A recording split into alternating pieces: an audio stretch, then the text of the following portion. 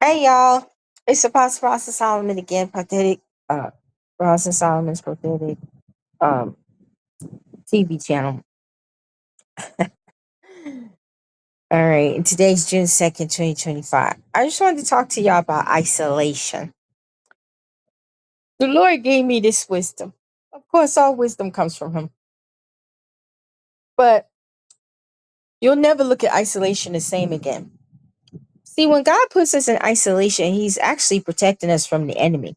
Because if he puts you in isolation, you're not around a lot of people. He only allows a certain amount of people around you that he knows that got your back, that will protect you. And it's not to say the enemy can't use them, but it's very hard for him to funnel through them because they're truly of the Lord. So when you're in isolation and God is not letting you around a lot of people and stuff like that, it's for your own protection because the enemy uses people, right? So if you're not around a lot of people that you shouldn't be around, then how can the enemy funnel through them to use you? So what happens then? He starts to try and come to you spiritually through dreams, right? This is why a lot of people like, oh, I don't hang around a lot of bad people. I don't hang around a lot of sinners. I only hang around a few Christians. I'm not even around my family anymore, but yet he uses my family members to come in my dreams. He's using this, he's using that. That's because he can't get to you through the physical anymore. You gotta understand the enemy is spiritual and physical. God is all spiritual, but God can use in the physical. So if you're not around people anymore like you used to be, then he cannot use people to attack you or to get at you. But he can try and use witches and his coonies and his demons, and even his own self if need be, to get at you and attack you spiritually. And the reason why he will try and attack you spiritually is to bring your morale down, to put you in fear, to make you fear God, to make you think this isolation is bad, or he'll start trying to make you feel heavy and mentally to make you think this isolation is making you bonkers. When in reality, God is using this isolation to train you, groom you, mature you, and nurture you and protect you from the enemy using people to come against you. So then when he starts doing spiritually, then God starts strengthening you spiritually. He starts nurturing you spiritually. He starts training you spiritually. So then you become a warrior and you know how to fight in the spirit realm. So then it makes it even harder for the enemy to come at you because now God has isolated you for the wrong people.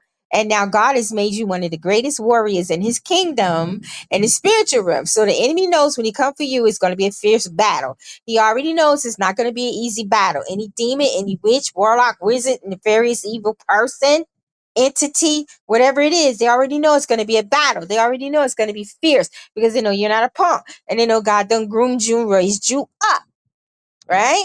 So a lot of times he will retreat because in the Bible it says when the enemy gets tired, what does he do? Retreat, right? So that's how he gets tired. When he recognizes who you are in the spirit, when he sees that you are one of the greatest warriors in the kingdom of God and that you will fight and you are fierce and there will be a battle and you're learning your nemesis, which is him and his kingdom, he thinks twice sometime before he comes for you.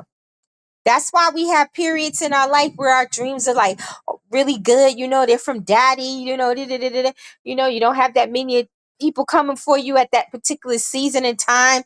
Even your family not messing with you because you don't cut a lot of them off. You know what I'm saying? Your neighbors at peace with you. Even your enemies at peace with you. Like in Psalm 21, God says, come tell Yah, come sit next to me until I put all your enemies at your feet, then they will be in peace and rest. So sometimes when we have peace and rest in our life, that means God don't put them enemies that was in our previous seasons under our feet. Although they could still be living, they may still be trying to get at you. They still under your feet. This is why nothing that they do prospers against you. No weapons formed against me shall prosper, and every tongue that condemn me, ye shall be condemned. Because they are living. Some of them are still alive, some of them may not be. But the ones that's alive, they're under your feet now. So no matter what they try to do to try to come from under your feet, they cannot anymore. God says, told y'all, sit next to me until I put your enemies under your feet. God is saying, when I put them under your feet, they will no longer come from under there unless you decide to go the other way and leave me and go back in the world. Then yes, they will come from under there and they will take you out. Because John says in the book of Mark or Matthews, when you go back to your vomit, You will be lucky or blessed if you live through that. Because the enemy will come like a wrecking ball. Right? We talking scriptures today, Daddy. Mm-mm-mm. So don't look at isolation as a bad thing. Look at it as a good thing. God uses isolation to save our lives at times. Yes, because he sees stuff coming. There's times God will tell me stay in the house today. Or he'll say, I don't want you, I want you in the house for 5 days. Or da. And I used to ask him why, but no more. I don't. I said, okay. I said, okay, Daddy. I said, because he got eyes before me. You know what I mean? And it's not to say that, somebody could try and take me out, but you never know that could happen, but it's something that God will protect me and cancel that. But there is something that the enemy had planned for me at that particular moment that God did not want me to even have to go through, that he didn't even want me to see. He didn't even want me to experience it. And it's sometimes people will call me, especially family, and he'll be like, don't answer that. Don't answer that. Because if I answer it, whatever they got coming in their mouth might affect me, might change my mood, might change my day. And even though I can handle that, sometimes God don't want you to handle stuff. You gotta understand, you a warrior is true. But sometimes God don't want his warriors to face warfare. Sometimes he don't want you to face attack. Although he can protect you and you will be all right, and he has made you stringent to the point where you can handle it, maybe he may not want you to handle it. He may not want you to experience it, feel it, or see it. He's a protector, the greatest protector ever. So he wanted me to come on here and explain these things to you. And please go to my post. I put a thing up there about Psalms 91.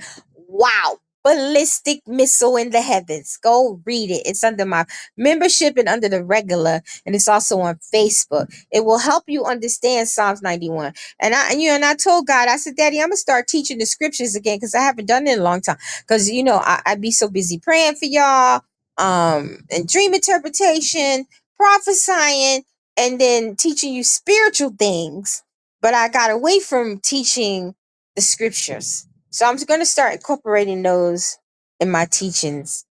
You know what I mean? I'm going to try and go back to how I used to be, but I'm still going to be prophesying on TikTok and Clapper and every blue moon on here, and I'm doing dream interpretations and prayer, but I'm going to start doing biblical teaching again, bringing the scriptures alive to you so you can understand these things.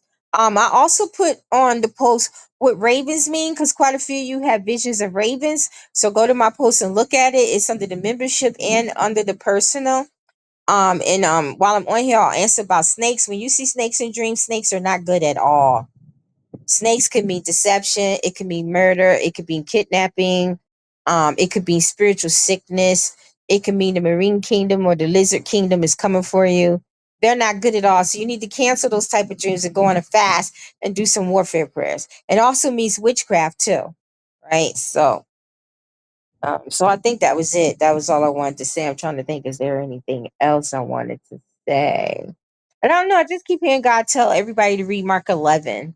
So I'm going to read it myself later on. But I just keep hearing God say, tell them to read Mark 11 and pay particular attention to the first 5 verses.